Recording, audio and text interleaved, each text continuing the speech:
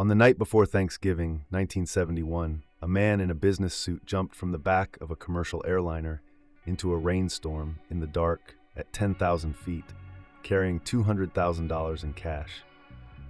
No one has ever found him, but the map might tell us where he landed. On November 24, 1971, a man calling himself Dan Cooper boarded Northwest Orient Flight 305 at Portland International Airport, a 30-minute flight to Seattle. He paid $20 in cash for a one-way ticket. He carried a black briefcase and wore a dark suit with a narrow black clip-on tie. Shortly after takeoff, he handed a note to a flight attendant. It said he had a bomb. He demanded $200,000 in $20 bills, 4 parachutes, and a fuel truck waiting in Seattle. While the plane circled Puget Sound for 2 hours, the FBI assembled the money and photographed every serial number on microfilm. The plane landed in Seattle at 5:39 p.m. Cooper received a canvas bag containing 10,000 $20 bills, roughly 21 pounds of cash, and 4 parachutes. He released all 36 passengers and 2 of the 3 flight attendants. Then he gave the crew his instructions. Fly to Mexico City with a refueling stop in Reno. Altitude, no higher than 10,000 feet. Speed, no faster than 170 knots. Landing gear down, flaps at 15 degrees, and the rear stairway open. These were not random demands. The Boeing 727 was one of the only commercial aircraft with a ventral aft air stair that could be lowered in flight. Cooper knew this. At approximately 7:40 p.m., Flight 305 departed Seattle on Victor 23, a low-altitude federal airway running south over the Cascade foothills toward Reno.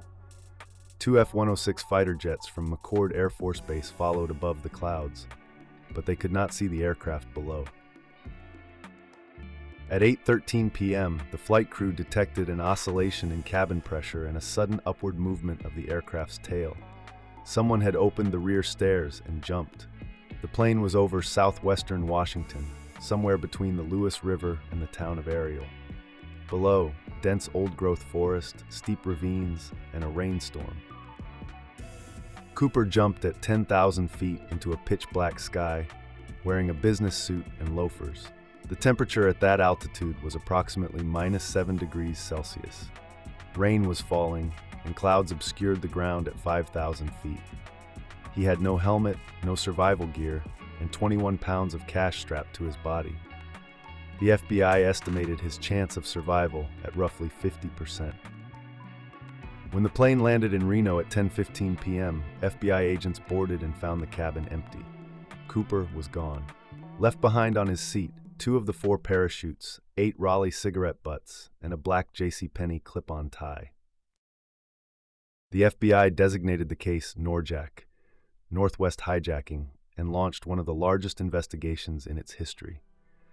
Over the next 45 years, more than 1,000 suspects were investigated.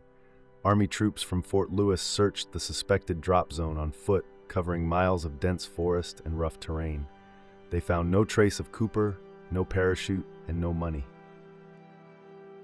Then, 9 years later, the map moved. On February 10, 1980, an 8-year-old boy named Brian Ingram was digging in the sand at Tena Bar, a beach on the north bank of the Columbia River, roughly 20 miles southwest of the suspected jump zone. He uncovered 3 packets of deteriorated $20 bills, $5,800 total. The serial numbers matched the ransom. It was the first, and so far the only, physical trace of the money. The remaining $194,200 has never surfaced, not in any bank, casino, or business in over 50 years. That suggests one of 2 things. Either the money was destroyed, buried, scattered, or lost in the river, or Cooper did not survive to spend it. The tie he left behind offered another clue. Forensic analysis found over 100,000 microscopic particles embedded in the fabric, including pure metallic titanium, a rare strategic metal. In 1971, titanium was used in military aircraft and aerospace manufacturing. Researchers believe Cooper may have worked in the aerospace industry, possibly at Boeing or one of its subcontractors in the Seattle area. In July 2016, After 45 years, the FBI officially suspended the investigation, stating it needed to redirect resources to higher priority cases. But the agency left one door open. Any legitimate physical evidence, particularly related to the parachutes or the ransom money, would still be accepted. In 2024, the children of Richard Floyd McCoy Jr., a Vietnam veteran and skilled parachutist who was convicted of an almost identical hijacking 5 months after Cooper, turned over a parachute rig found on their late mother's property. Investigators described the modifications as matching those on the chutes provided to Cooper. The FBI examined it for 2 years. In December 2025, they returned it without offering any specific conclusion. 55 years after a man in a dark suit jumped into a rainstorm over Washington state, 3 things remain: a tie with traces of titanium, $5,800 buried on a riverbank, and $194,200 that have never been found. The terrain below was some of the densest forest in the Pacific Northwest. If Cooper landed in it, the land may have already given its answer.